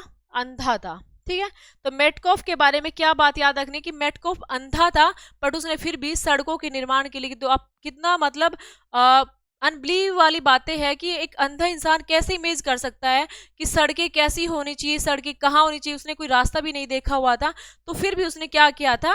सड़कों के बारे में पूरी योजना बनाई थी। नहर निर्माता जेम्स ब्रिडले तो लगभग निरक्षर ही था। जेम्स ब्रिडले जिसने पहली नहर बनाई थी वो 1761 में बनाई थी ना जेम्स ब्रिडले ने, तो वो तो कम्प्लीटली क्या था? निरक्षर ही था, जिसको तो बिल्कुल भी नॉलेज नहीं थी। तो लगभग शब्दों की वर्तनी, मतलब उसको शब्दों का लास्ट तक वो मर गया, पर उसको ना शब्दों के बारे में कुछ भी नहीं नॉलेज थी। ठीक है, तो ऐसा कहा जाता है कि नौ चालक की वो सही वर्तनी तक भी नहीं बोल पाता था। तो ये पॉइंट बताए जा रहे हैं आपसे, क्या बताए जा रहे हैं कि काफी हद तक ये लोग पैदाइशी जो बहुत अमीर नहीं थे, पैदाइशी क्या नहीं थे, टेक्निक, इनके पास एजुकेशन नहीं थी, पर कुछ ना कुछ इंटरेस्ट इनका था और उनके इंटरेस्ट ने इनके ज्ञान को उभार दिया था। अब भाई अब ये सब क्रांति हो रही है, तो इस क्रांति में कहीं ना कहीं कुछ लाइफ में चेंज भी आएगा। एक तरफ अगर कुछ पॉजिटिव हो रहा है तो दूसरी तरफ side by side negative points भी हमको मिलेंगे, किसी भी चीज को आप लेके चल सकते हैं। तो ये देखिए परिवर्तित जीवनी का जो लाइफ थी, लाइफस्टाइल कैसे चेंज हुआ उद्योगों की क्रांति के बाद। यहाँ तक कंप्लीट समझ आ गया ना, कोई दिक्कत तो नहीं है? इतना जो पॉइंट्स हमने पढ़े हैं आपको एक बार पढ़ना जरूर पड़ेगा, क्योंकि आपके पढ़े बगैर नहीं काम चलेगा। ठीक है, पहले नहर याद रखनी है आपको। ठीक है, उसके बाद कौन सा शहर बहुत ज्यादा विकसित हो रहा था जिससे आसपास के शहर और नदियां जुड़ी हुई थी। ठीक है, नहरोन्माद की जो प्रक्रिया है वो कब से कब चली थी, तो 1788 से 1796 में चली थी। ठीक है, धीरे धीरे कितनी बड़ी लंबी नहर बनाई जा चुकी थी। उसके बाद नेक्स्ट है आपको, नेक्स्ट क्या करना है, आविष्कारक के बारे में पूछा जाए, कभी कभी पूछ ले कौन सा अंधा था, कौन सा निरीक्षक था, कौन सा बाल काटने वाला या नाई था, तो ऐसे भी आपको याद रखना है। देखिए अब लाइफ में चेंज क्या हुआ। इन वर्षों के दौरान प्रतिभाशाली व्यक्तियों के लिए क्रांतिकारी परिवर्तन लाना पाया। इसमें क्या था कि कुछ लोग तो बहुत धनवान हो गए थे और कुछ बहुत गरीब हो गए थे। जो धनवान थे वो अपनी आलीशानी जिंदगी जीते थे, अच्छे खासी जगहों पर रहते थे, और जो थे मतलब गरीब थे वो दुखी रहते थे। ठीक है, जनसंख्या का दबाव धीरे धीरे शहरों में बढ़ गया था, पेयजल की कमी थी, शुद्धता की कमी थी, स्वच्छता की कमी थी, और ज्यादातर लोग वहां पर मर जाया करते थे। ठीक है, आबादी दिन पर दिन बढ़ती जा रही थी। तो ये घर दिखाए गए हैं, डरबी परिवारों के बंगले हैं, ये कंपनी कारखानों वालों के लिए जो बस्तियां बनाई गई हैं। तो ये चीजें थी, ये किसी स्टेटमेंट का कहा गया है। मजदूरों की जो लाइफ है वो बताई गई है कि मजदूरों की लाइफ कैसी बताई गई है कि 1842 में एक सर्वेक्षण से पता चलता है कि वेतन भोगी जो मजदूर थे यानी कामगार थे, उनकी जो लाइफ थी वो मतलब बहुत ही कम हो गई थी। जो बर्मिंघम में शहर में रह रहा उसकी 15 वर्ष, मैनचेस्टर में 17 वर्ष और डर्बी में 21 वर्ष, ये लाइफ इनकी कम हो चुकी थी। अगर गांव में रह रहा तो उनसे 15 वर्ष कम जीते थे, उनसे 17 वर्ष कम जीते थे, उनसे 21 कम वर्ष जीते थे। ये डर्बी वो नहीं है भाई, डर्बी परिवार अलग था, डर्बी शहर का नाम है। ठीक है, मैनचेस्टर, बर्मिंघम ये सब शहरों के नाम है। तो कह रहे हैं कि जब उद्योग इतने धंधे स्थापित होने लगे थे, इतना पोल्यूशन होने लगा था, इतनी बीमारियां फैलने लगी थी, तो लोगों का जीवन दुर्भर हो गया था। जो रिच लोग थे, जमींदार थे, वो तो अपने अच्छे अच्छे बंगले बनाते थे, पेड़ पौधे, साफ जलवायु में रहा करते थे। बट पर जो ये वाले लोग थे, जो गरीब थे, जिनका वेतन ही इतना मिलता था कि अपना खाने लायक भी नहीं होता था, उनकी लाइफ पूरी अस्त व्यस्त होती थी। ठीक है, उनकी लाइफ जो है जीवन बिल्कुल बदल गया था और उनकी एज लिमिट हो चुकी थी। उसके बाद ज्यादातर महामारियां यही आपको जो जल प्रदूषण से फैलती है, चाहे हेजा है, टाइफाइड है। ठीक है, उसके बाद अक्षय रोग है, ये सारी बीमारियां हैं, ये सारी की सारी बीमारियां जिनसे बहुत सारे लोग रोज की रोज मतलब हर रोज या हर साल एक बड़े मौत के मुंह में चले जाते थे। यहाँ तक पॉइंट है। औरतें, बच्चे और औद्योगिकरण, इसमें क्या है कि आपको पता है कि पहले जो औरतें और बच्चे थे वो क्या करते थे, वो घर के काम करते थे, खेत के करते थे, बाहर घूमते थे, खेलते थे, अपने मतलब अपने अकॉर्डिंग काम करते थे, मौसम के अकॉर्डिंग काम करते थे। पर जब कारखानों में ये काम करने लगे, कौन भाई, बच्चे और क्या थे आपके, औरतें। ज्यादातर जब मशीनें आने लगी तो जो लोगों की कमी होने लगी, भाई अब ज्यादा मजदूर नहीं चाहिए, तो उनकी जगह पर ज्यादातर उन्होंने कंपनी वालों ने औरतों को और बच्चों को ही रखा। उन्होंने कहा अगर औरतें रहेंगी तो कम सैलरी लेंगी, कम सैलरी में मान जाएंगी, और उसके बाद ज्यादा मतलब चिक चिक बाजी नहीं करेंगी, मतलब आंदोलित नहीं होंगी, बार बार आंदोलन नहीं उठाएंगी, अगर डराएंगे धमकाएं तो मान जाएंगी। उसके बाद सेकंड, बच्चे। बच्चे जो है, कारखानों में बड़ी बड़ी मशीनें थी जो भीड़ थी, और वहां पे ना बड़े बड़े लोगों को निकलना बड़ा मुश्किल हो जाता था। छोटे छोटे बच्चों को मशीनों के पास बैठाया गया, जो नीचे से निकल सकते थे, साइड से निकल सकते थे। उनकी उनकी टाइप की छोटी छोटी उंगलियों के टाइप की ही मशीनें तैयार की गई। दिन दिन भर उनसे काम लिया जाता था, काफी सारे बच्चे वहां मर भी जाते थे क्योंकि उनको नींद की झपकी आ जाए, मशीन में कट जाते थे, मशीन में मतलब बहुत सारा मतलब जो लाइफ थी इनकी बर्बाद हो चुकी थी। तो और सारा दिन एक जैसा काम करना, 10-10 12-12 घंटे एक जैसा काम करना, इंसान वैसे भी इतना बोरिंग हो जाता है। एक ही जैसा 1 या 2 घंटे आप सेम काम कर सकते हो, उसके बाद फिर आप थोड़ा चेंज चाहते हो। तो ऐसे ही इनके साथ हुआ था। ये सारी चीजें बच्चों से और इनसे रिलेटेड है। ठीक है, स्त्रियां, बच्चे को लंकाशायर, ये शहरों के नाम है। यार्कशायर नगरों में सूती कपड़ों के उद्योग में बड़ी संख्या में लगाया जाता था। रेशम, फीते बनाने और बुनने वाले उद्योग धंधों, और बर्मिंघम में धातु उद्योग में बच्चों के साथ साथ औरतें भी अधिकतर नौकरी दी जाती थी। कपास काटने के जैनी जैसे अनेक जैनी मशीन थी जो उसमें क्या स्पिनिंग जेनी जिसको बोलते हैं, उन मशीनों में क्या होता था, ज्यादातर बच्चे ही अपनी फुर्तीली उंगलियों से और छोटी कदकाठी के कारण आसानी से काम कर सकते थे, क्योंकि मैंने बताया कि मशीनों को स्टा कर रखा गया था और मशीनों को स्टा कर रखने के बाद स्पेस नहीं मिलता था निकलने के लिए, तो इसलिए छोटे छोटे बच्चों को ही वहाँ बैठाया जाता था। ठीक है, आगे देखिए जो इंपॉर्टेंट पॉइंट है वो हम पढ़ेंगे। स्टोरी मैंने आपको बता दी, इसमें क्या था, हवा नहीं मिलती थी, व्यायाम नहीं होता था, बच्चे बहुत सारे मरते थे, मशीनों में गिर जाया करते थे। कोयले की खानों को भी काम कराने का लिहाज बहुत ही खतरनाक होता था, क्योंकि कोयले की खानें होती थी, उनकी छतें धस जाया करती थी एकदम, जितने भी नीचे थे सब मर जाते थे। ठीक है, विस्फोट होते थे कोयले की खानों में, चोट लगना तो आम ही बात थी। उसके बाद नेक्स्ट जो एक पॉइंट है आपको याद रखना, छोटे बच्चों को कोयला खानों में ट्रैपर का काम करना पड़ता था। कोयला खानों में जब कोयला भरे डिब्बे इधर उधर जाते थे तो आवश्यकता अनुसार उन दस्तावेजों को खोलते और बंद करते थे, यहाँ तक कि वे कोल बियर्स के रूप में अपनी पीठ के रखकर, देखो अब आपसे पूछा जाए कि औद्योगिक क्रांति में ट्रैपर का मतलब क्या है। औद्योगिक क्रांति में दूसरा जो पॉइंट अभी आया है ये रहा, कोल बियर्स का मतलब क्या। ठीक है, कोल बियर्स का मतलब क्या है और ट्रैपर का मतलब क्या है, तो वो पॉइंट आपको याद रखने हैं। देखिए ये वाला कोल बियर्स जो है लिखा हुआ है ये आपको याद रखना है, दूसरा ये ट्रैपर जो लिखा हुआ है, तो ये ट्रैपर याद रखना आपको और ये आपका कोल बियर्स। तो इन दोनों का संबंध बच्चों से है, और बच्चों से तो किस खानों से है, कोयले को खानों से हैं। ठीक है, कोयले की खानों में क्या कार्य करते, टेपर्स का मतलब होता है जो डब्बे इधर उधर जाते थे उनके ढक्कन खोलने और बंद करने का कार्य यही करते थे। दूसरा कोल बियर्स मतलब इनकी जो पीठ पे कोयला रखकर दूसरे स्थानों पर जो भीड़ी भीड़ी संकीर्ण जगह होती थी जहां बड़ा इंसान बड़ा आदमी व्यक्ति नहीं घुस सकता था, इनको छोटे छोटे बच्चों को वहां घुसाया जाता था। तो कोल बियर्स और टेपर का संबंध छोटे बच्चों से था। ठीक है, उसके बाद कारखाने के मालिक बच्चों से काम लेना जरूरी समझते थे, अधिक से अधिक उनसे काम लेते थे, स्ट्रिक्टली उनके साथ बिहेवियर करते थे। और पता चलता है कि आधों से ज़्यादा 10 से साल की उम्र के मतलब 28% 10 साल से कम के थे, और 14 साल मतलब कितने परसेंट, हाँ 28% मजदूरों में वहाँ 14 साल से कम के थे, मतलब कुल मिला के 10 साल के 14 साल से कम के बच्चे थे, और जो उनके साथ बहुत ज़्यादा नाइंसाफ़ी हुआ करती थी। ठीक है, तो ये पॉइंट है, जो जो पॉइंट पे मैं ज़्यादा हाईलाइट कर रही हूँ उनको थोड़ा ध्यान रखना। उसके बाद विरोध आंदोलन होता है। विरोध आंदोलन का पता आपको क्या होगा, विरोध आंदोलन होगा जब कोई बहुत सारा दुखी हो जाता है, कहीं ना कहीं उसके अगेंस्ट आवाज़ उठाता है। आवाज़ उठाना मीन्स अब बच्चों के साथ इतना ज़्यादा लंबे टाइम तो काम लिया जा रहा था, वेतन उनको दिया नहीं जा रहा था, तो कहीं ना कहीं आवाज़ तो उठाई जाएगी। ठीक है, तो इसमें पॉइंट क्या बताया गया है कि औद्योगिकरण के प्रारंभिक दशकों में फ्रांसीसी क्रांति, ठीक है, हमने 1780 से पढ़ा है ना, 1780 भी लिखा सकता है, 1760 भी लिखा सकता है। ठीक है, तो 1780 में क्या रहेगा, देखो 1789 में आपको पता है फ्रांस की क्रांति होती है। फ्रांस की क्रांति का नारा था स्वतंत्रता, समानता और भ्रातृभाव। ठीक है, ये वाला जो नारा लगता था वो फ्रांस की क्रांति में 1789 में, उसी टाइम यहाँ पर औद्योगिक क्रांति भी चल रही थी साथ साथ में। इन्होंने क्या किया था, आंदोलन को यह दिखा दिया कि सामूहिक जन आंदोलन चलाना संभव है, इसलिए 1790 के दशक में फ्रांसीसी सदनीय सभाओं जैसे लोकतांत्रिक सभाएं बनी थी। वहां पे रोटी जैसी आवश्यकता वस्तुओं की कीमत पर नियंत्रित किया गया था, उसको रोका गया था, वहां पे आंदोलन चल रहे थे। इंग्लैंड में फैक्ट्रियों में काम करने वाले कठोर परिस्थितियों के विरुद्ध राजनीतिक विरोध बढ़ता जा रहा था। ठीक है, अब क्या हुआ, ये वाली क्रांति का इफेक्ट इंग्लैंड में भी पड़ रहा था। यहाँ के लोगों में जो जागरूकता आई थी फ्रांस के, देखो पॉइंट को दोबारा समझो, विरोध आंदोलन क्या होता है, किसी के लिए विरोध करना। अब उस विरोध की जानकारी उन्हें कैसे मिली कि हमें विरोध करना है, आपको कैसे पता चलेगा जब आपको उस चीज़ की नॉलेज ही नहीं है कि हमें विरोध करना है। तो इन्होंने क्या नॉलेज कहाँ से ली, फ्रांस में उस टाइम क्रांति चल रही थी, तो लोग आपस में आते जाते थे, व्यापार होता था, तो उन्होंने पता चला कि वहाँ के लोग अपने लिए आवाज़ उठा रहे हैं। ठीक है, कि समानता का मतलब हमारे साथ समानता, हमें फ्रीडम चाहिए, भातृभाव चाहिए।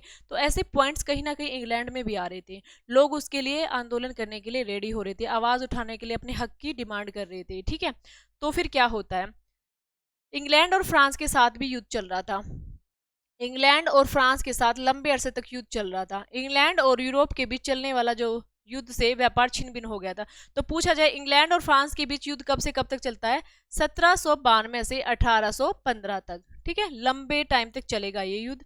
और युद्ध में क्या होगा, कारखाने बंद हो जाएंगे, व्यक्तियों को मजबूरन हटाना पड़ेगा कारखानों से। ठीक है, और ब्रिटेन की जो संसद है वहां पे 1795 में एक जुड़वां अधिनियम पारित होता है। तो ये पॉइंट आपसे पूछा जा सकता है कि जुड़वां अधिनियम कब पारित होता है? जुड़वां अधिनियम 1795 में पारित होता है। क्या होता है इस अधिनियम में? इस अधिनियम के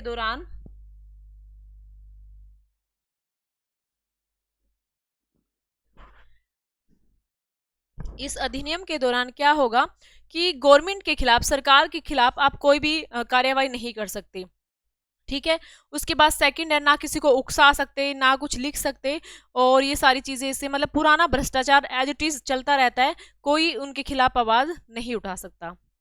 उसके बाद नेक्स्ट चलते हैं, भूस्वामी। देखो, काउंसलिंग जो आपने पढ़ा होगा, कॉमन हाउस जो हम पढ़ते हैं इंग्लैंड में, वहां पर जमींदार भी होते थे, बिजनेसमैन भी होते थे, और वो अपनी मनमानी चलाया करते थे। ठीक है, उन्होंने कानून पारित किया कि जन आंदोलन है, जो कारखाने के मजदूर है वो कहीं ना कहीं आवाज उठा देंगे। आवाज उठाने से पहले ही उनके लिए अधिनियम पारित कर दिया गया कि कोई भी हमारे अगेंस्ट बोलेगा तो उसके लिए कार्रवाई की जाएगी। ठीक है, उसके बाद बाहर से सस्ते दामों पर अनाज आ रहा था, वो बंद कर दिया गया।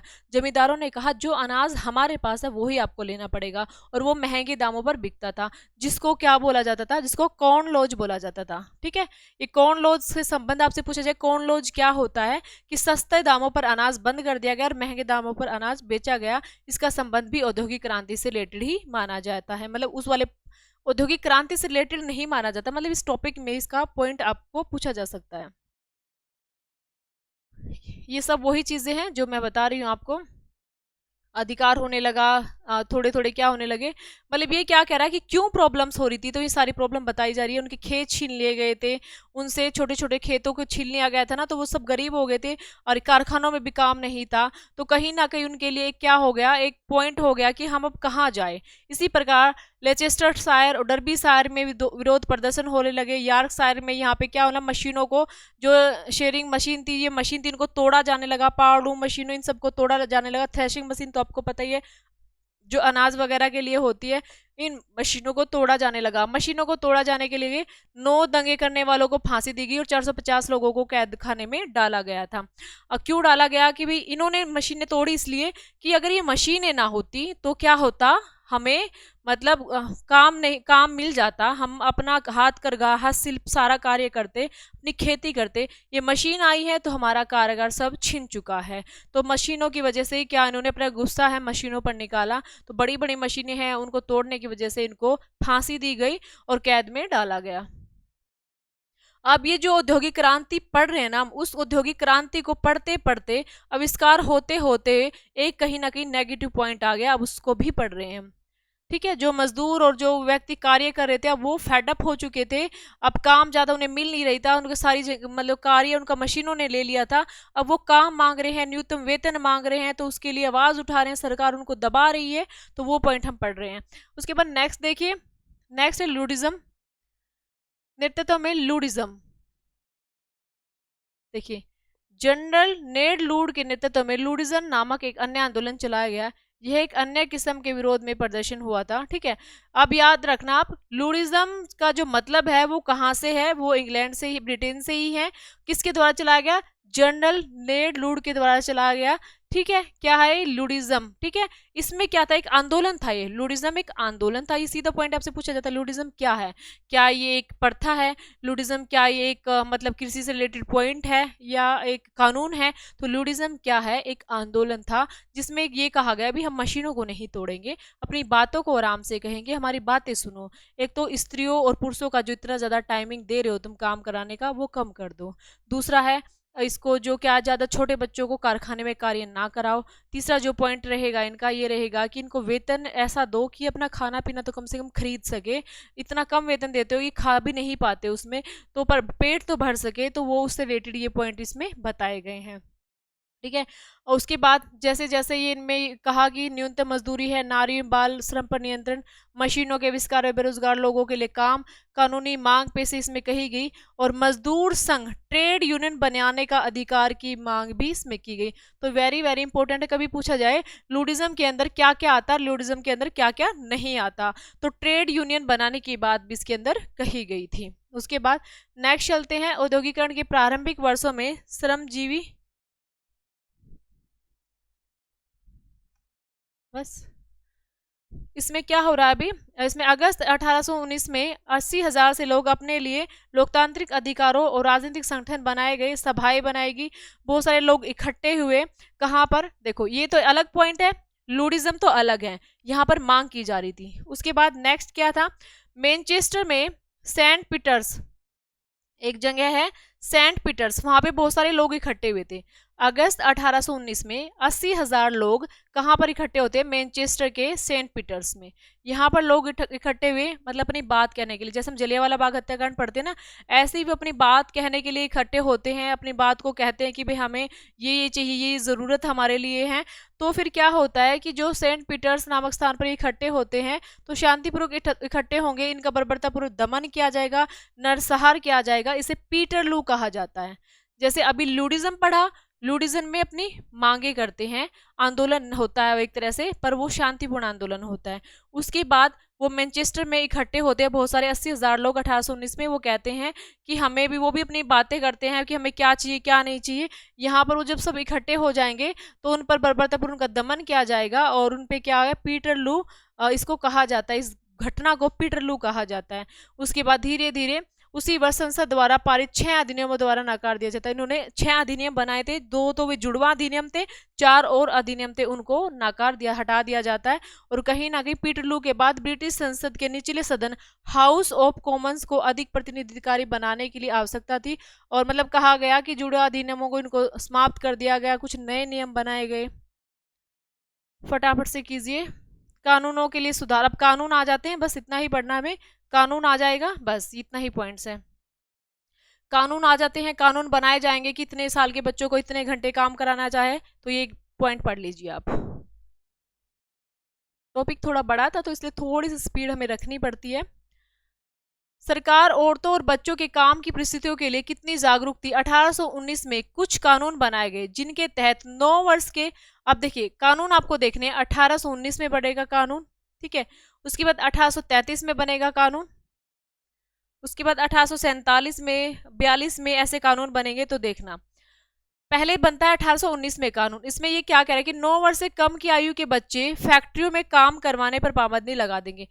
पहले कानून बनेगा, अभी 9 वर्ष से कम के बच्चे कानून बिल्कुल काम नहीं करेंगे, ठीक है, औरतें करेंगी, जब 9 साल से बच्चे बड़े करेंगे तो उसे 12 घंटे काम करेंगे, इससे ज़्यादा काम नहीं करेंगे।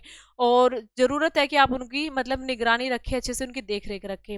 बट कानून तो पारित हो गया पर फॉलो नहीं हुआ, क्योंकि काम बच्चों को भी चाहिए था, पेट पूरा पलता नहीं था, तो 9 वर्ष से कम वाले बच्चे भी काम करने लगे थे। तो जब 1833 का अधिनियम आया, उन्होंने कहा भी जब आप मान ही नहीं रहे हो, 9 वर्ष के बच्चों को मना किया और फिर भी आप काम कर रहे हो, तो ठीक है कर लेना, पर उनका टाइम पीरियड कम कर देना।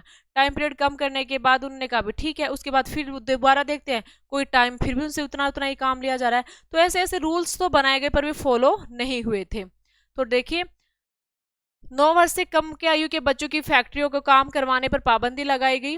9 से 16 वर्ष की आयु वाले बच्चों को काम कराने की सीमा 12 घंटे तक सीमित कर दी गई। लेकिन इस कानून में इसका परिवर्तन यानी पालन करने के लिए आवश्यक अधिकारों की व्यवस्था नहीं की गई थी। इंग्लैंड में फिर भी क्या हो गया, भारी विरोध किया गया और 1833 में इस अधिनियम को पारित किया गया, जिसके अंतर्गत 9 वर्ष से कम वाले बच्चे भी काम कर सकते हैं, पर सिर्फ रेशम की फैक्ट्री में, क्योंकि वो वहाँ पे ज़्यादा डर नहीं रहता, वहाँ की मशीनें ज़्यादा मतलब बेकार नहीं होती। बड़े बच्चों के लिए काम के घंटे सीमित कर दिए गए और कुछ फैक्ट्री निरीक्षक भी रखे गए, भाई उनको देखा जाए बच्चा सो तो नहीं गया, कोई प्रॉब्लम्स तो नहीं हुई है, उनके लिए निरीक्षक भी रखे गए, ठीक है। 1847 में 30 वर्ष से भी अधिक लंबे वर्ष तक आंदोलन चलने के बाद 10 घंटे विधेयक पारित कर दिया गया। पहले 12 ही घंटे चल रहा था, 1847 में आते आते 10 वर्ष कार्य किया, मतलब 10 वर्ष, भाई अब 10 वर्ष से ज़्यादा नहीं होना चाहिए, 10 घंटे से ज़्यादा नहीं होना चाहिए, ये चीज़ें थी।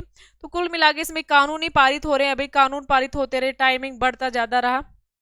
तो एक बार आप रीड कर लेना, ठीक है। तो ये हमारा क्या रहा था, कहीं ना कहीं इंपॉर्टेंट पॉइंट था 11वीं के एनसीईआरटी का।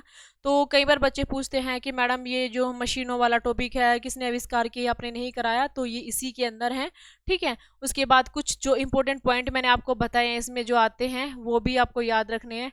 तो ये सारे ही इंपॉर्टेंट पॉइंट्स में रहते हैं। तो देखिए, चाहे मतलब टॉपिक, एक मिनट, टॉपिक आपने अगर नहीं खोला, नहीं पढ़ा है ना, तो आपको ये बहुत टफ ही लगेगा। आपको ये लगेगा कि मैडम पता नहीं इसके अंदर क्या है, हमें तो बिल्कुल समझ नहीं आ रहा। पर एक बार तो देखो रीड करना ही होता है। अब मैंने आपको पढ़ा दिया तो एक बार आप पढ़ोगे आपको बहुत इजी लगेगा, ठीक है।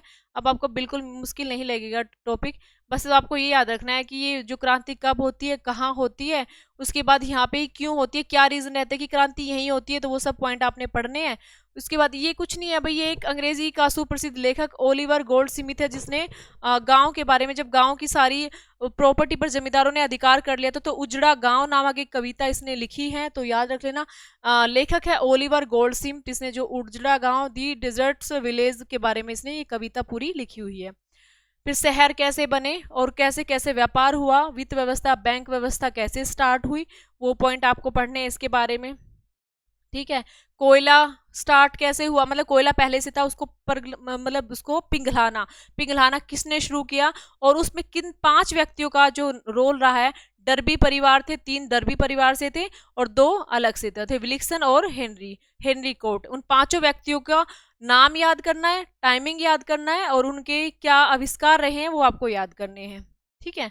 उसके बाद ये सब होता है।